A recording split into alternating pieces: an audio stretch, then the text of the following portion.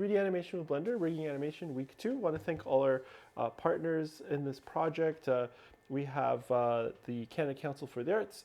We have the Blue Mountains Public Library, Collingwood Public Library, Wasaga Beach Public Library, and by joining us on these sessions, you can always rewatch them. So these Vimeo links that you have on your digital ticket of Eventbrite, you can see all 4 weeks. So you can rewatch it right when we're done. You can rewatch it. So don't worry about taking notes or anything. You can rewatch, pause, and see what Leon's talking about. So really excited to continue this.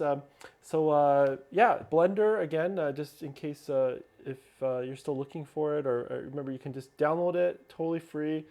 Put it on your computer, and we've also loaded it on our library computers. So all those library partners that I just named, there's 2 iMacs there with Blender ready to go. So just feel free to check them out as we're open now with libraries. You can go there, book time, use the computers, and check out the software there if you don't have a desktop as well.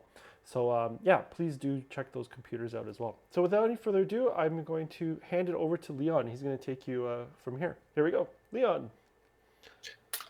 Thank you, Tom. Yes, welcome back to Blender Workshop Animations number 2. Thank you again for coming and joining me with this animation journey in Blender, and hopefully you will learn something from the last workshop. So the last one is we finish up rigging the character, and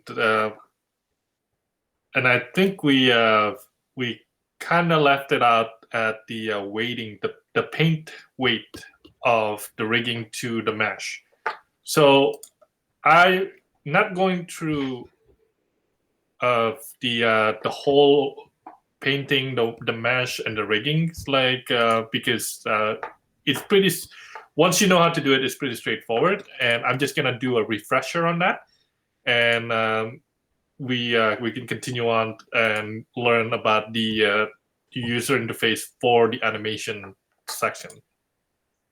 So as you can, the last time, as you can see, because once you combine the rigging, your bones with your mesh, you're gonna have a certain bone will affect some of your mesh, and the painting, the weight is needed in order to make sure which bone is correlating with which mesh, and how much of the weight of that bone affecting the mesh. So just a quick example back again for the upper body here. If you select the upper body object mode here, and if you go to weight paint, right, you can see it kind of have a really different colors here. That means the lower part of the bone is so. And then if you go to the right here, you can see the group, the vertex group of your bone. So right now it's in the lower body. So the body, the mesh of the body is the deeper color to the red is the most affected your bone will be to your mesh. So because this color here is closer to between the blue and the red, and that means this bone is affecting the lower body, which is what you want. And then if you click the upper body, that will change as well. And if you want to go to the right here to the tool, you can change your weight.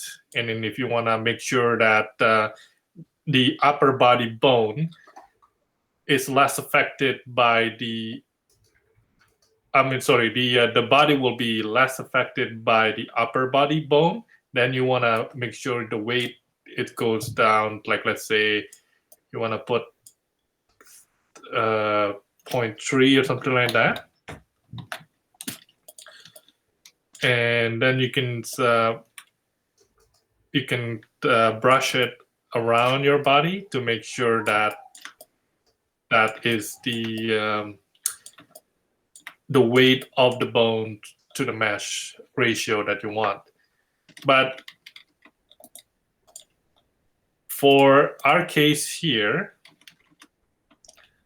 I already did all the weight paints from our last time. So because I just don't want to take too long of doing that, because essentially it's a very tedious job to do. Like, I mean, and it's not really it's not something that I want to waste time to do during the workshop. So I already did it like before. But if you do have any questions about weight paint, please don't hesitate to send an email to me, or ask questions to Tom, and Tom will forward it to me.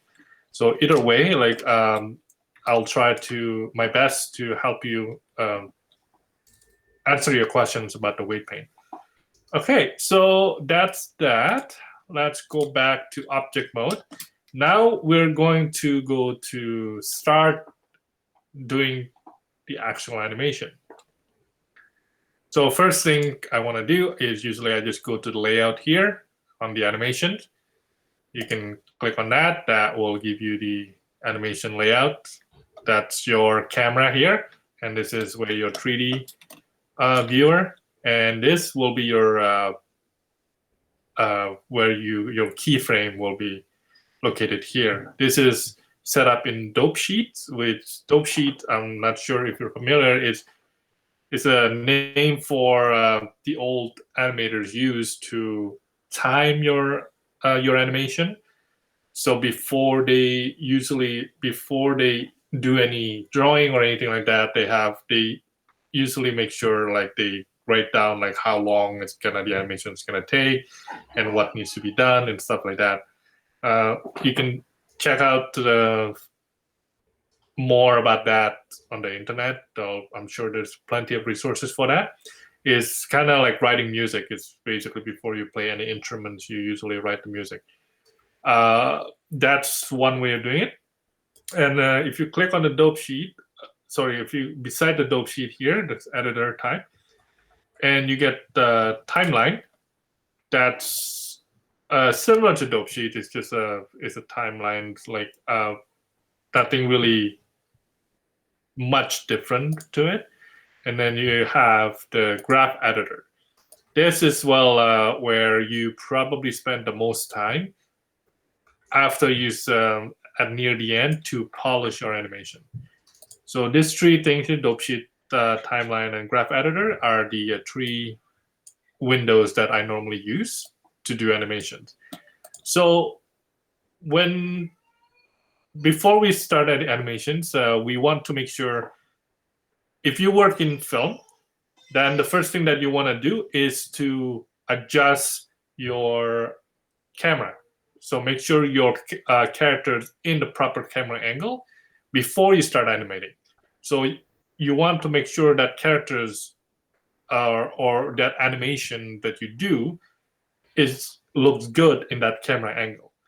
But if you're trying to do animation for games, then you don't really need to worry about your camera, because in a game, normally you have to make sure your animation goes in 3-dimensional. Like, no matter where you rotate, your character will have to be good all around. But since I'm just gonna do it like for making movies, so we have to adjust our the camera angle here. So if you press N here, you get the options. And if you go to the view, you get camera to view there. Click on that, and then you can adjust your camera like you're adjusting like how you move your 3D space. So right now, you can rotate as well. So I would say it's about that's pretty good. And just uncheck that. So it's locked. So when you go to the camera, when you uncheck it, then your camera is not going to move when you do the scroll, the pan or the rotation, or you can't even do rotation because it's flat 2D. Okay, so that's good. And now what we're gonna do, let's put this in dope sheet.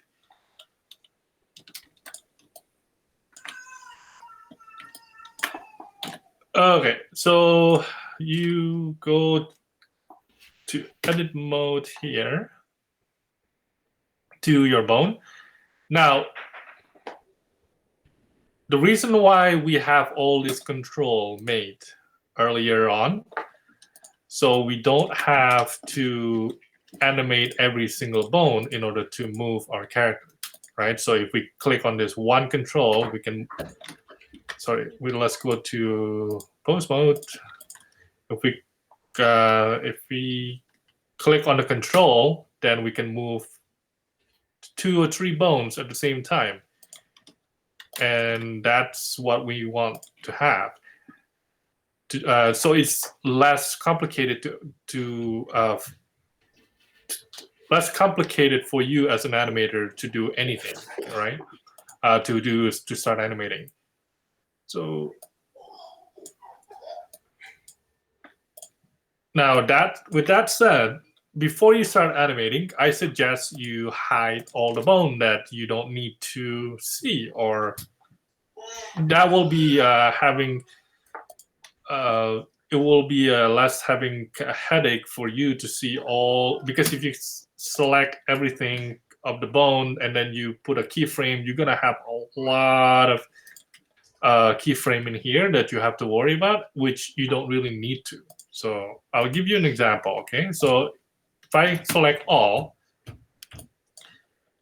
as you can see, you have all this keyframe that you don't really need to see, right?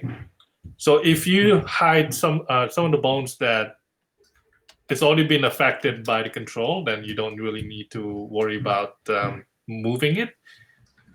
Then it will be less keyframe here that you will have to deal with later on. So that's why it's good to hide your bones before you start animating. So if I hide my bone here, hide it. I'll keep this one on because maybe I need to move it. So, and keep that one on. So I don't need that. Let's hide that. And since this is only one bone, we're not gonna animate anything here. So let's just hide that as well. So we don't need to see it. And we don't need the hand bone because we have the controller. So that's pretty much it. We're gonna need to move this separately, but the hip bone, we don't need. So hide that as well. Perfect. So as you can see, it's much cleaner, and it's we're ready to animate without worrying about all unnecessary bone that you will not going to see later.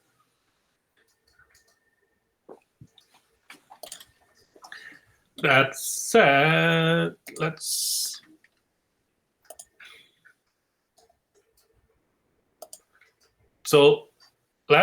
try to animate, and then I can explain what need to be done while we're animating.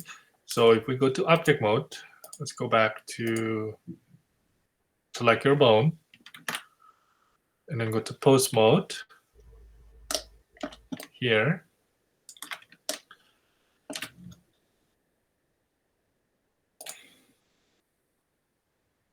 Oh, sorry. I'm guessing when you want to hide the bone, you have to hide it at the pose mode. So not on edit mode, which is that's my mistake. I should probably do that. Hide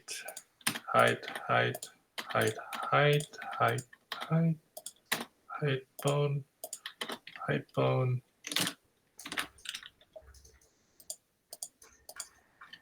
Height bone.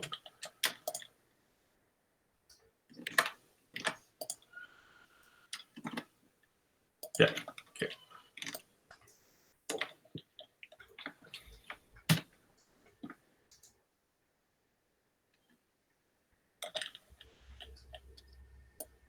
Let's delete this keyframe. Actually, just keep that keyframe. Okay, so now that we have that done, let's select all.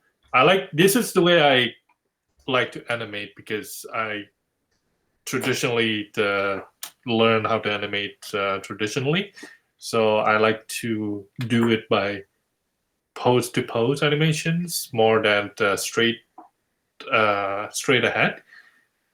And this is just more like an animation theory. If you're more interested in animations, then it's definitely something that you should check about animation in general, how to animate with the 12 principle of animation. But if this is something that you kind of like need to know, but you don't want to focus on, then you don't really need to learn more about the theory about it. But it's good to know when you're animating, between the difference between animating pose to pose and straight ahead. The pose to pose, the easiest way to say is like, you make one pose for your character, like your character, let's say your character doing the running cycle. So you have one pose of the character in a static motion, and then like in frame 10 you make another pose of the next, what you're going to the finish pose, and then you make the breakdown of the pose, and then after that you can connect all them like in between it, let the computer in between that.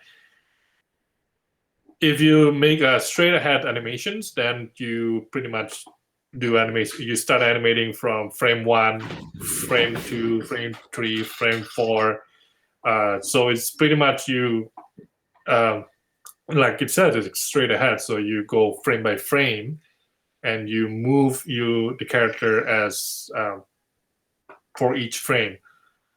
Now the two animated characters, I suggest use a pose-to-pose character, because it's easier to control and to do. But if you're doing effects like fire or water or anything like that, straight ahead animation generally the best way to do it. But since we're doing characters, you want to do pose to pose, and in order to do that, that's how I like. What I normally do is at the beginning of the character here, I pose it. Let's have him just stand.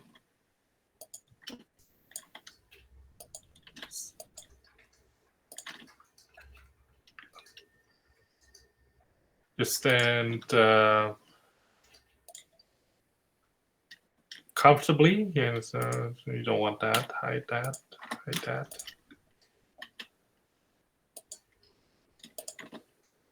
Okay.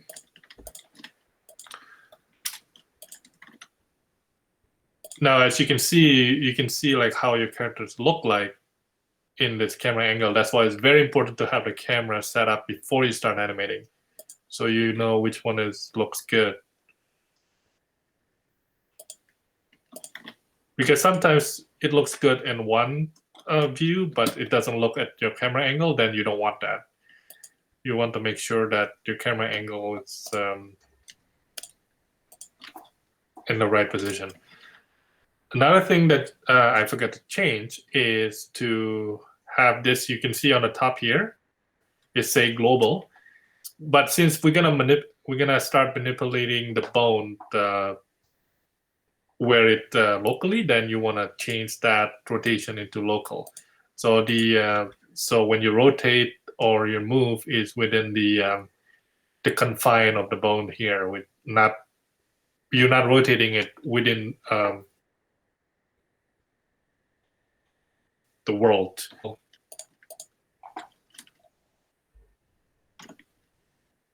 So to get the pose, this is I like to make it and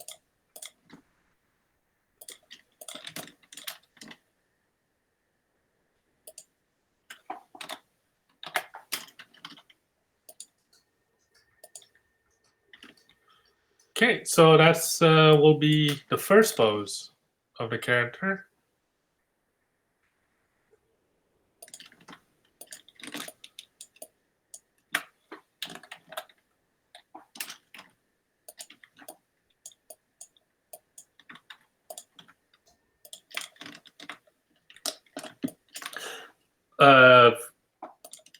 Let's get out to object mode. First, I forgot to do one thing here, which is it's easy to do, is to add a ground for your character. So that's very important because we don't want our character to float around on space. We want to have a weight on our character. So having a ground will help you do that.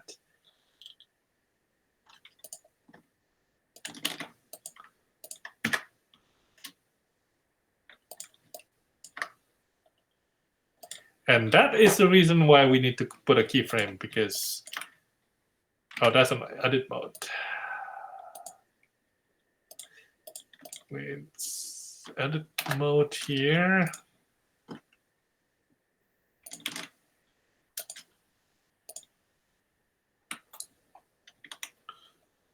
I'm guessing I need that speed after all, so let's hide that.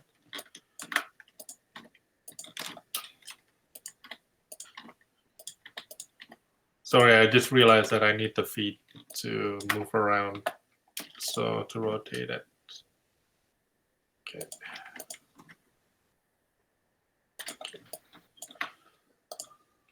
Okay, that's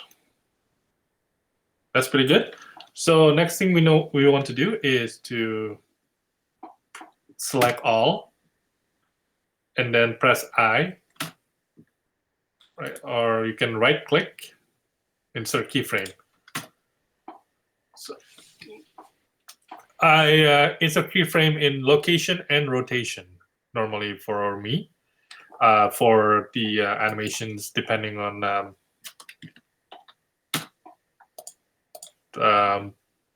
the type of animation. I don't really do scaling in here. Like normally you want to have a little bit of scaling because of the like I said, the 12 principle of animations require to do like your character to squash and stretch, but this character is not set up for that, so let's not worry about scaling. So all you need to do to worry about is just location and rotation or your bone. That's where your keyframe will be. So that, as you can see at the bottom here in Dope Sheet, you got a bunch of small yellow dot. That's your keyframe. Now, next thing I want to do is to see at the bottom here. If I'm not sure, I hope you can see it. There's a dot at the. This is for a play your animations and rewind your animations, and this is on the left here. That's for auto, so automatic keyframe. So you want that to turn on.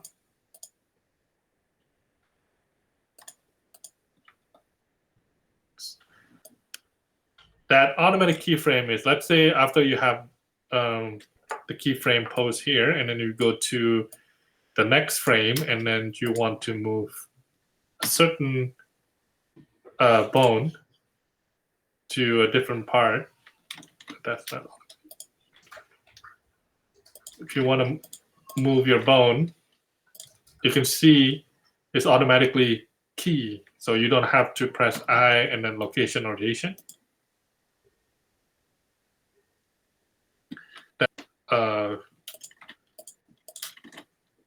The automatic key frames on. This is very handy when you just want to focus on the look of the pose and not to worry about like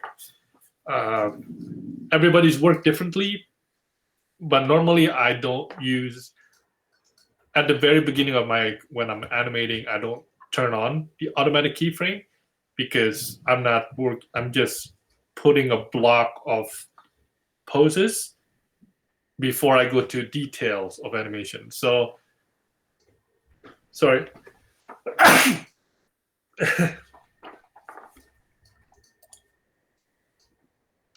Yeah.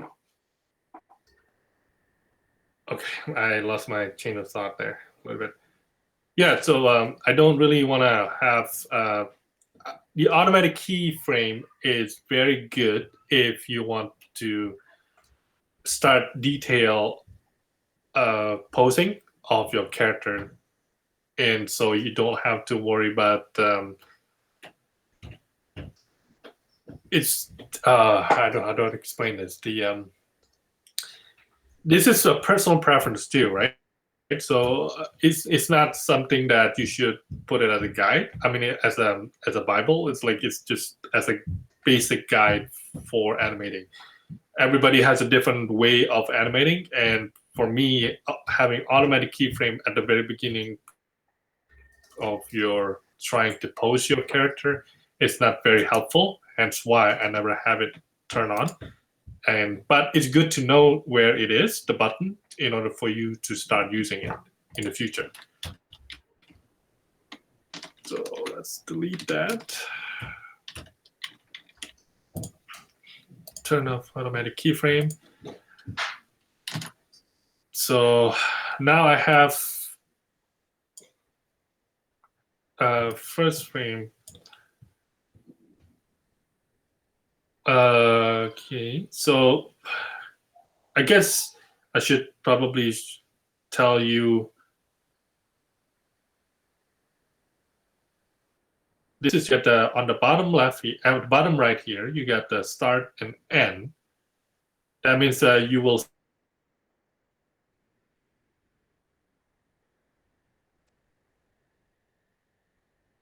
start depending on how long and how short your animations. You can change that accordingly. Normally, like if you just want to do like a cycle run or like a very short animations, you don't really need that many frames. So I would say for this purpose, we'll just have 50. There you go. And then just like if you want to zoom in, you can just scroll like normal. You can scroll. And then if you want to pan from left to right, it's the same thing in your mouse. You go middle mouse and then left and right. It's the same control. So use this one is on frame 1 here. If you go, this is right now at frame 0. So if you click to the right, it will your line here will go to 1, 2, 3, 4. And again, this personal preference for me is to have my default pose at 0. So let's say if I want to go back, once I start animating and then I want to have somewhere like in the frame 25, I want to have the same default pose, then I can just select that and then control copy and then go to 25 and then control V.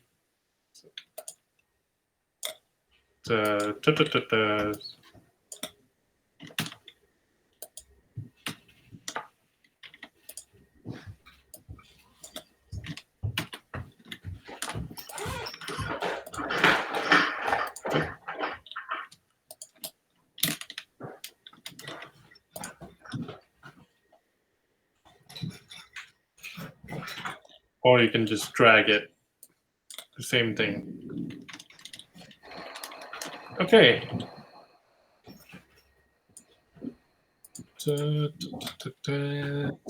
Pose mode.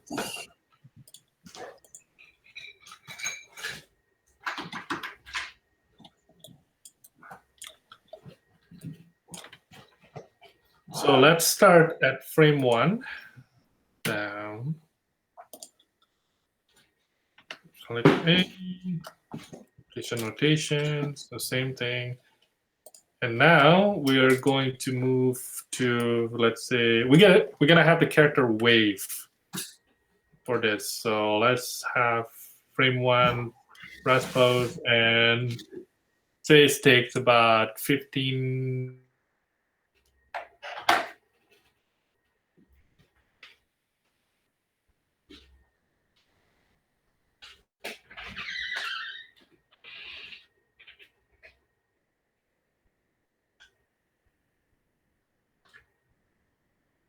Do the final wave it to be.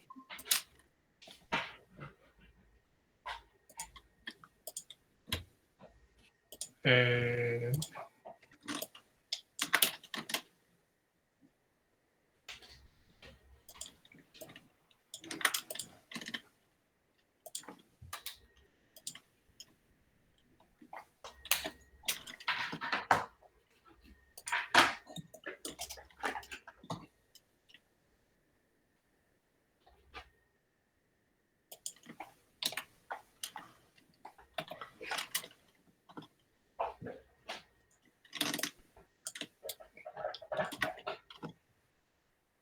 okay.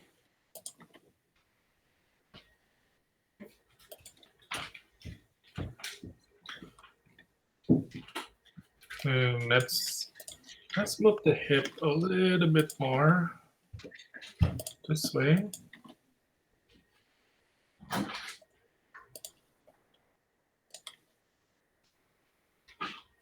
And down a bit.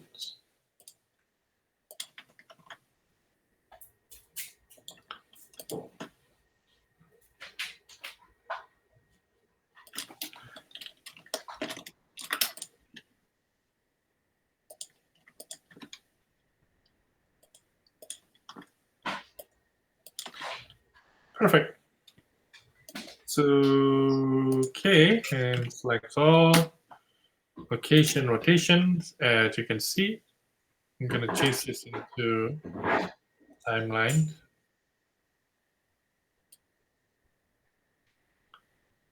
And voila, the Blender make the in-between. The computer will try to, as best as it can, to make the in-between. And that's when what the animation term is, we need to make a breakdown pose. So from 1 to 15. So this is the beginning pose and the end pose is 15, like that. So between 1 and 15, we have to make a pose that when you make one pose here and one pose at 15, the computer will make the in between just straight, right? There's nothing. This is just from one point to the other points, like pretty straightforward for computer to do the in between.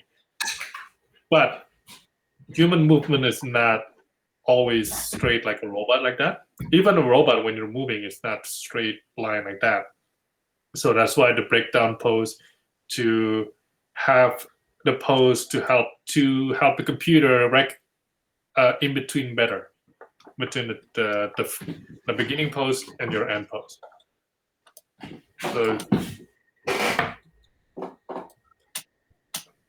they're okay, but you can make it better. Let's say from here at number 5, and this is when you start putting the auto keyframe for me, and you bring this forward.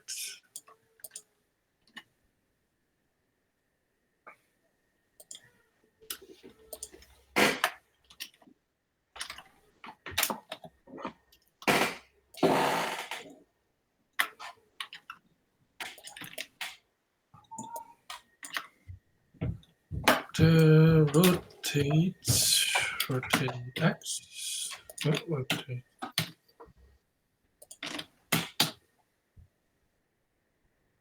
Y. So that's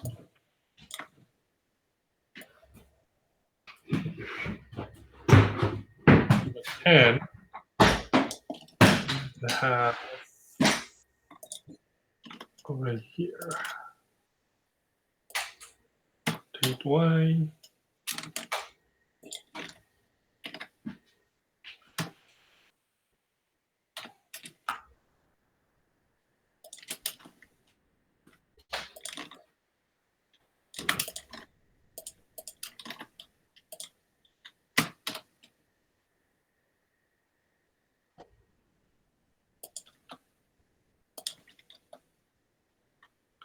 Let's see.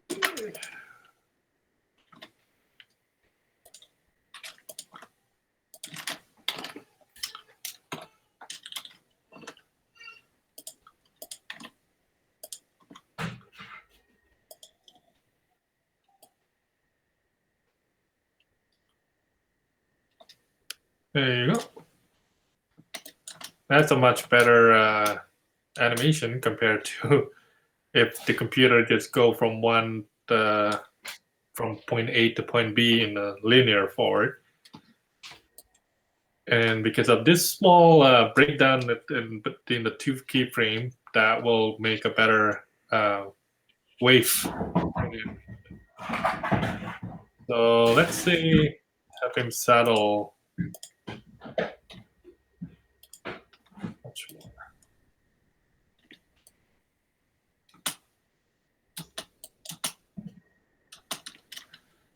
This.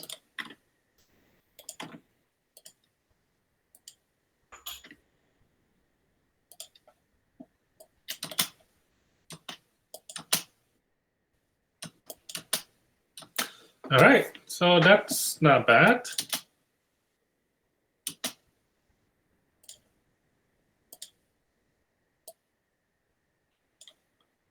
We don't want that keyframe there. Not sure why is that delete keyframe.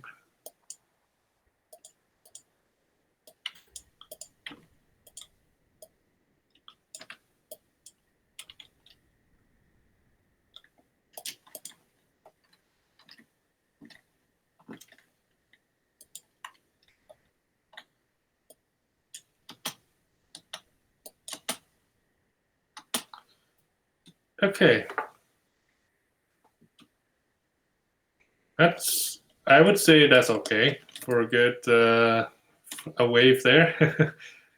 We can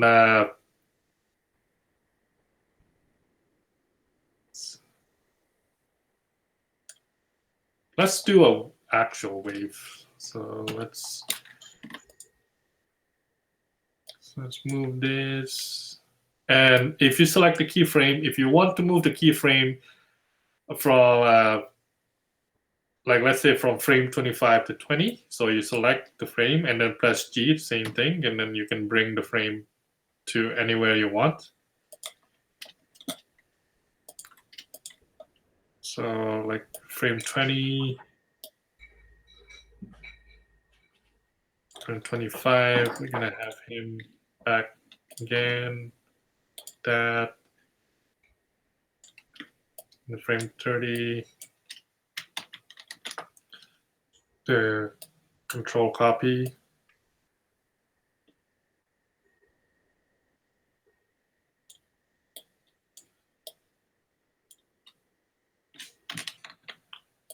So go to frame 35, select this two keyframe, control copy, control V. You got the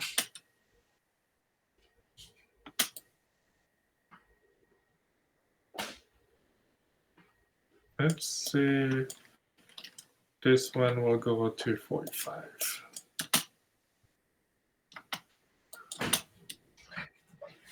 There you go. That is our wave. Now that's so that's done. The animations, the keyframes done. Then what you want to do is to make sure. Then we're gonna go to the graph editor, and as you can see all this kind of wavy line here. That's where that's the speed of your movement your animation movement. So this is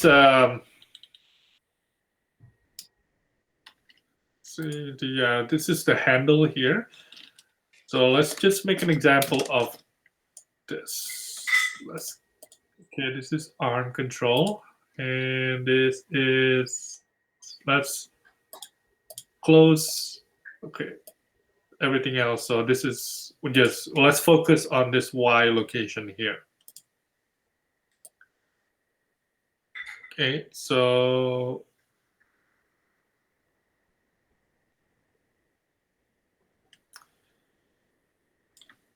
if you click on one of the keyframe and if you move it up, that's what the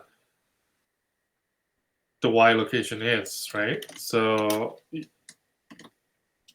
of that specific bone. And let's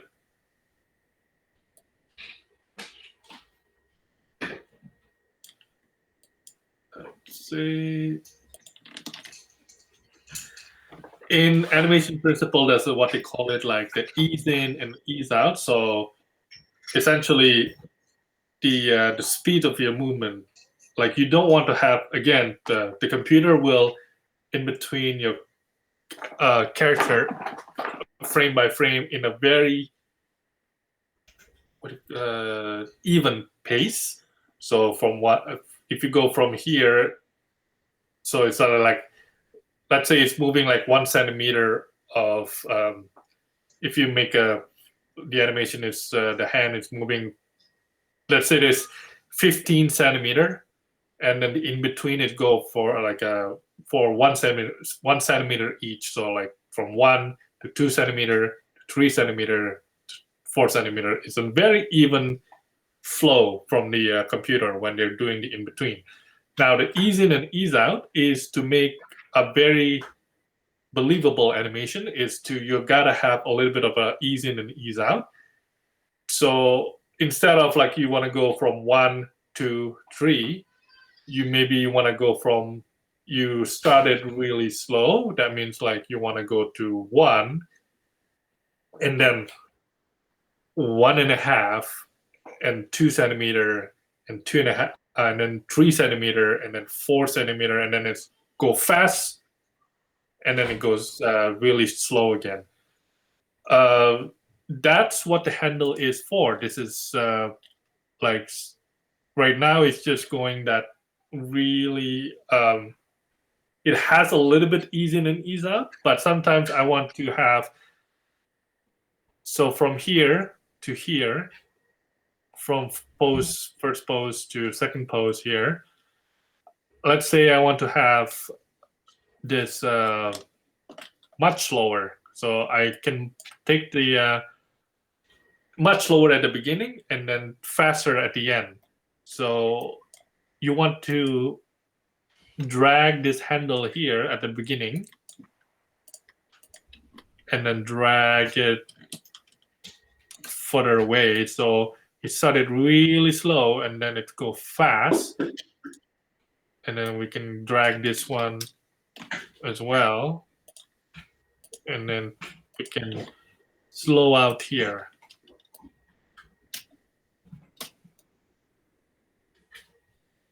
It looks weird, but it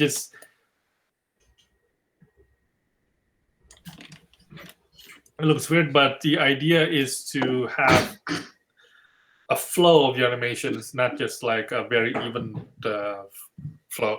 So this is a more in-depth animations principle, which is that's something that we want to go into, because this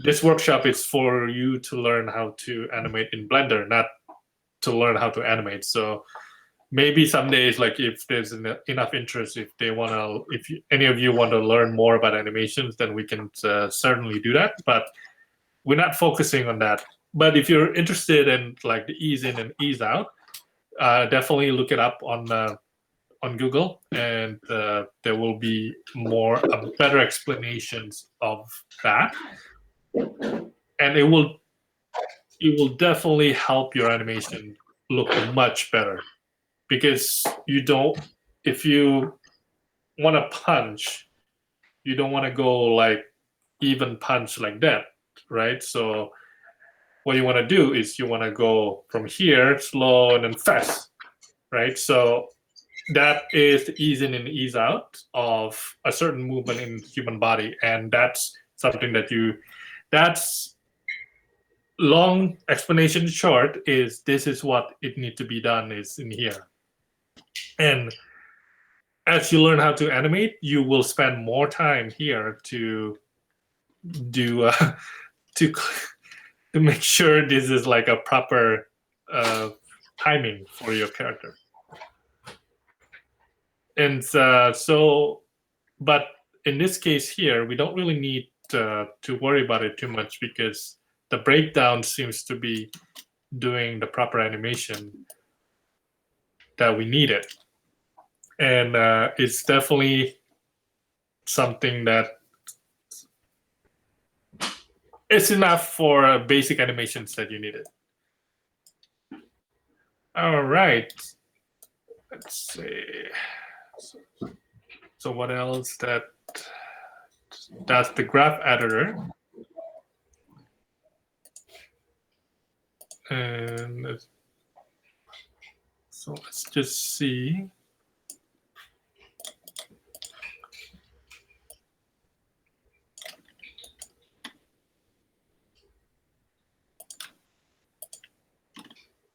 Just gonna clean up the animations here a little bit. And at the end here, I want to have a slow in.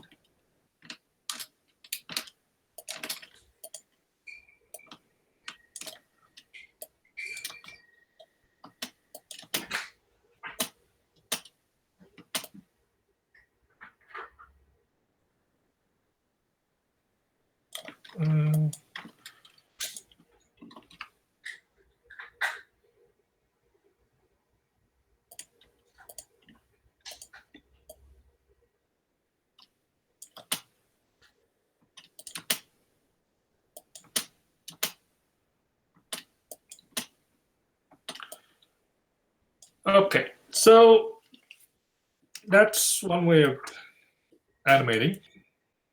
And there are several ways of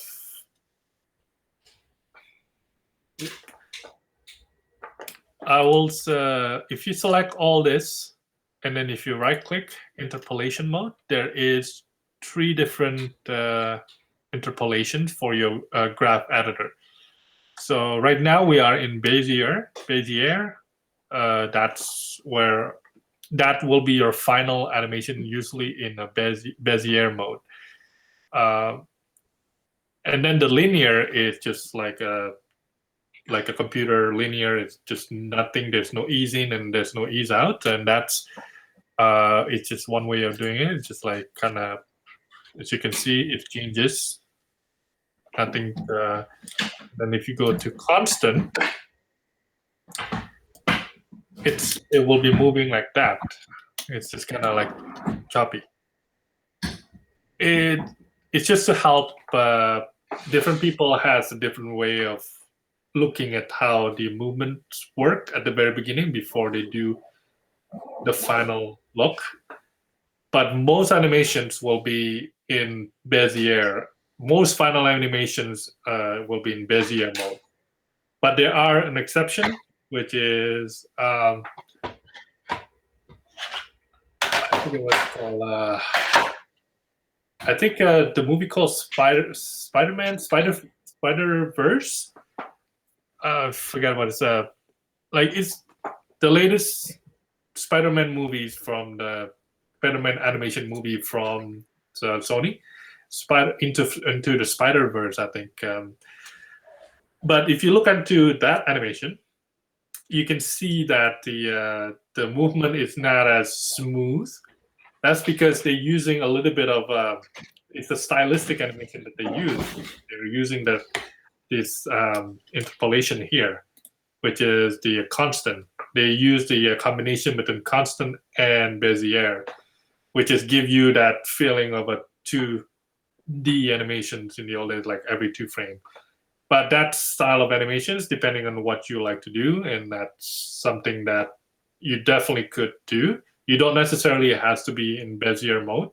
You can definitely have an animation in constant mode, which is you animate every 2 frame. It's just a lot more work, but it's different what you want to do with animation. But yeah, that's it for today. And I'm hoping that this will help you start doing a little bit of animation.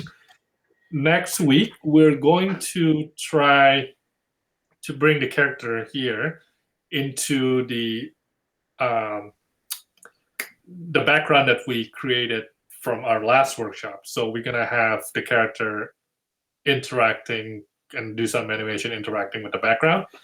And we're going to learn how to finish the animation, render it, and then do the play blast and all that final animations that you will get the final look of your movie. Yeah, thank you very much for coming today, and I really hope that will help you to learn more about Blender. And please let me know if you have any question. I'll try to reply and help you with your questions. Thank you, and I'll see you next week, next Saturday. Perfect. Thanks, Leon. Fantastic. So in terms of, if you have any questions, I'm just going to put Leon's email here. So leontbmcs@gmail.com. And so you'll be able to see, you can send him some emails, and you can see what, you can ask any kind of questions you might have, and you can go from there. So yeah, again, leontbmcs@gmail.com. And you can send him questions. You can also send me questions, tom@tbmcs.ca, and be sure to check out our website as well. So again, thanks for joining us, everyone. Just want to thank all our partners in this project. So we have the Canada Council for the Arts, and we have the Blue Mountains Public Library, Collingwood Public Library, and the Wasaga Beach Public Library. So thanks again, everyone, and we'll see you guys next week. Take care.